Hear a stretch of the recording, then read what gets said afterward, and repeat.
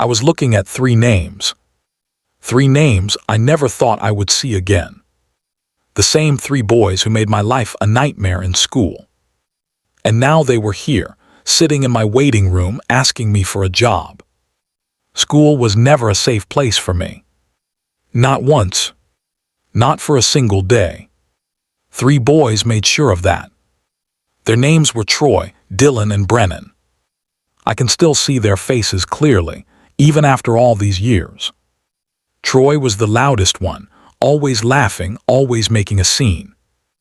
Dylan followed him everywhere, like a shadow that never left. And Brennan, he was the cruelest one, the one who knew exactly what to say to make it hurt the most. They pushed me in hallways when no one was looking. They took my lunch and threw it in the trash while everyone watched. They laughed when I tried to answer questions in class. Teachers saw it happen. Some of them looked away.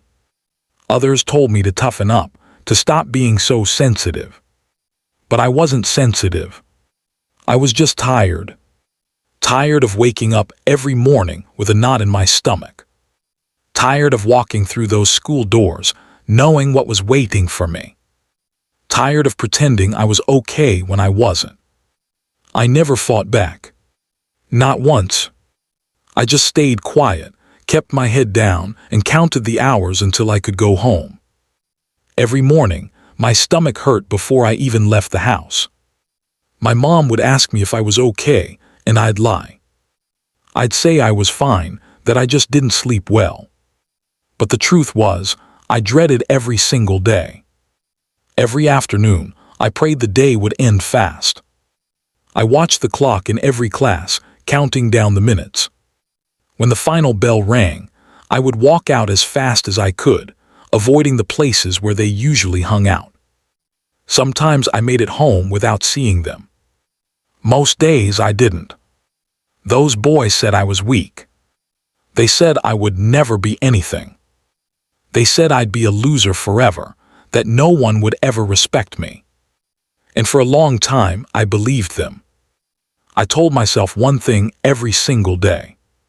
Just survive today. Just make it through today, and tomorrow will come. And somehow I did. I survived. After graduation, life pulled us apart. They went their separate ways. I went mine. They forgot me. I didn't forget them. Years passed. I worked hard. I took jobs no one else wanted. I stayed late when everyone else went home. I failed more times than I can count. But I tried again. And again. And again. Slowly my life began to change. I got promoted. Then promoted again. I moved to a new city, started fresh, built something I was proud of. One day, I became a hearing manager at my company. It wasn't a huge company, but it was respected. We hired carefully. We cared about character, about integrity, about how people treated others. On a normal Tuesday morning, my assistant walked into my office. She handed me a list of candidates scheduled for interviews that day. She said 3 interviews today, all for the same position. I glanced down at the list without thinking much of it. And then I froze. 3 names stared back at me. Troy Hendricks, Dylan Carver, Brennan Wilmot. My hands went cold. My heart started pounding so hard I could hear it in my ears. The same 3 boys who made my school life a living hell were coming here. To my office. To ask me for a job. I sat there for a long time, staring at those names. Part of me wanted to cancel the interviews immediately. Part of me wanted to walk out and never come back.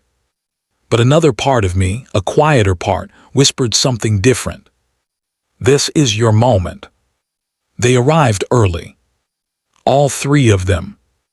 I watched them on the security camera in my office. They sat in the waiting room, looking around nervously. They looked older now. Tired. Worn down by life in ways I recognized. Troy kept fixing his tie over and over like he couldn't get it right. Dylan kept checking his phone, scrolling through it with shaking hands. Brennan just stared at the floor, his shoulders slouched, his face blank. They had no idea who was about to walk through that door. To them, this was just another job interview. Another chance to make rent, to pay bills, to survive. To me, this was the past knocking on my door. And I had to decide whether to open it. I took a deep breath. I stood up. I walked to the conference room where they were waiting. My assistant opened the door for me. I stepped inside. They all looked up at the same time. Troy smiled first, the kind of polite smile people give in interviews. Then he stopped smiling. His eyes widened. He recognized me. Dylan looked confused for a second, then his face went pale. Brennan just stared, his mouth slightly open like he'd seen a ghost. No one spoke.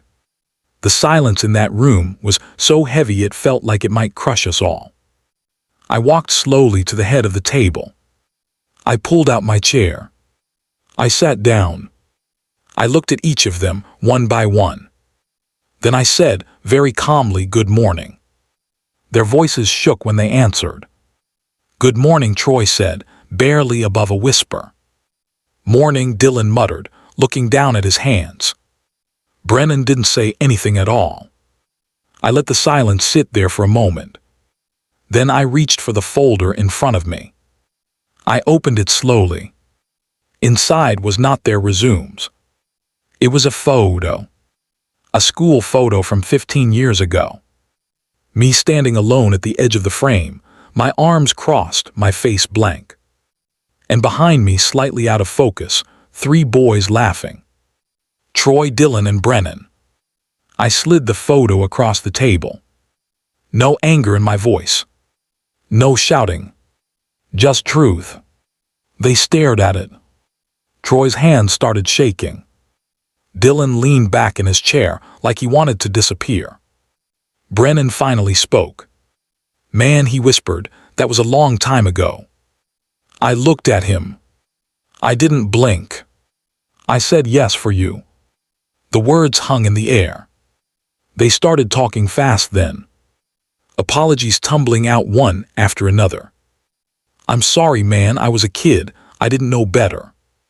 We were stupid back then. We were just messing around.